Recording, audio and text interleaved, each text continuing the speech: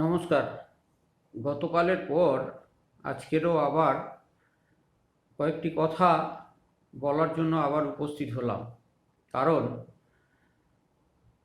সারাদিন ধরে পশ্চিমবঙ্গের বিভিন্ন জেলা থেকে বিভিন্ন মানুষের যে অভিযোগগুলো পেয়েছি, সেই অভিযোগগুলো সোশ্যাল মিডিয়ার মাধ্যমে সারা পশ্চিমবঙ্গের এসসি এসটি ওবিসি সমাজের মানুষের কাছে এবং সেই সঙ্গে মাননীয় পশ্চিমবঙ্গ সরকারের অনগ্রসর কল্যাণ মন্ত্রী ও মাননীয় মুখ্যমন্ত্রীর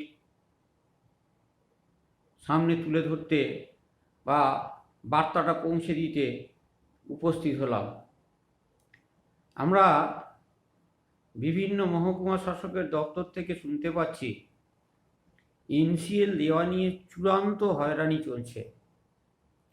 কৃষ্ণনগর মহকুমায় যে হয়রানির কথা শুনলাম, অবাক হয়ে যেতে হচ্ছে যে এই ধরনের হয়রানি একটা মহকুমা দপ্তর থেকে এনসিএল নেওয়ার জন্য হতে পারে।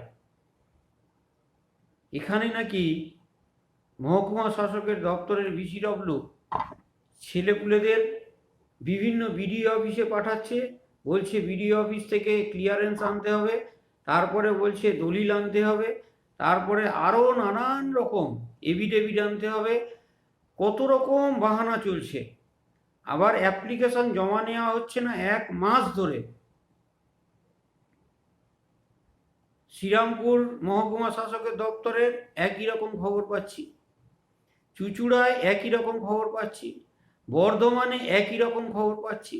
বিভিন্ন জায়গায় সারা পশ্চিমবঙ্গের বিভিন্ন জায়গা থেকে যে ধরনের হয়রানির খবর আসছে, তাতে ছেলেপুলেদের উচ্চশিক্ষার ক্ষেত্রে বা বিভিন্ন চাকরির পরীক্ষা দেওয়ার ক্ষেত্রে, ফর্ম ফিল আপ করার ক্ষেত্রে চূড়ান্ত হয়রানি হচ্ছে এনসিএল পাওয়ার জন্য। আচ্ছা, রাজ্য তো একটাই, পশ্চিমবঙ্গ। তাহলে এই মহকুমা শাসকরা এইভাবে নিজেদের ইচ্ছা মতো আলাদা আলাদাভাবে কাগজপত্র ডিমান্ড করছে কিভাবে?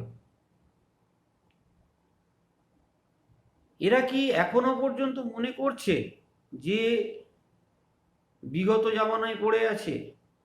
15 বছরের অভ্যাস কি এরা এখনো ত্যাগ করতে পারেনি?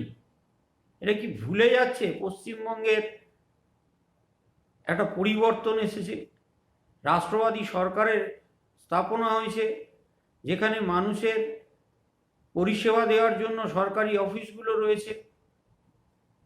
আসলে পশ্চিমবঙ্গের একটা বড় অংশের বিসিডব্লিউ ইন্সপেক্টর, বিডিওরা এই অনগ্রসর সমাজের মানুষের উপরে হয়রানি করাটা তাদের একটা অধিকার মনে করেছে এবং তারা এটা করে করে অভ্যস্ত। এবং এটা একটা চক্রান্ত শুধু নয়, এখানে অনেক রকম লেনদেনও চলে। সেইগুলোর বদভ্যাস বোধহয় এরা এখনো ছাড়তে পারেনি। আমরা সংগঠনের পক্ষ থেকে করজোরে মাননীয় মুখ্যমন্ত্রী এবং অনগ্রসর কল্যাণ মন্ত্রীর কাছে আবেদন করছি, আপনারা অবিলম্বে পশ্চিমবঙ্গের সমস্ত মহকুমা শাসকদের এবং বিডিওদের এবং বিসিডব্লিউ ইন্সপেক্টরদের পরিষ্কার গাইডলাইন দিন এবং বুঝিয়ে দিন মানুষের উপরে এই হয়রানির কিন্তু ফল খুব খারাপ হবে। চারিদিকে ছেলেপুলেরা অত্যন্ত চিন্তার মধ্যে রয়েছে। সেই সঙ্গে রিভ্যালিডেশন সংক্রান্ত বিষয়ে বিভিন্ন মহকুমা শাসকের দপ্তর থেকে বিভিন্ন রকমভাবে খবর ছড়ানো হচ্ছে, যেগুলোর কোনো ভিত্তি নেই। আমরা বুঝতে পারছি না যে কেন এইভাবে মানুষকে বিভ্রান্ত করা হচ্ছে।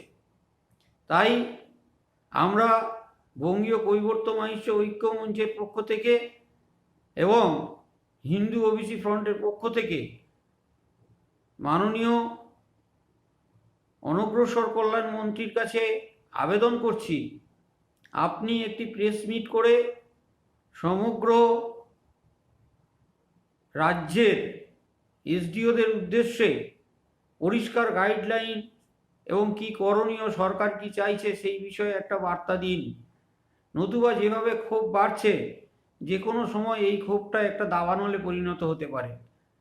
আমরা চাই রাষ্ট্রবাদী সরকার মানুষের সেবা দেওয়ার জন্য যে অঙ্গীকারবদ্ধ, সেই পরিষেবা মানুষ পাক সাধারণভাবে। যে সমস্ত বিডিও, এসডিও এবং বিসিডব্লিউ আধিকারিকরা তাদের পুরনো দিনের অভ্যাস এখনও ত্যাগ করতে পারেনি, তাদেরকে অবিলম্বে চিহ্নিত করুন এবং উপযুক্ত ব্যবস্থা নিন। সবাই ভালো থাকুন, সুস্থ থাকুন। বন্দে মাতরম। ভারত মাতা কি জয়। জয় রানী রাসমণির জয়। জয় হিন্দু ওবিসি সমাজের জয়।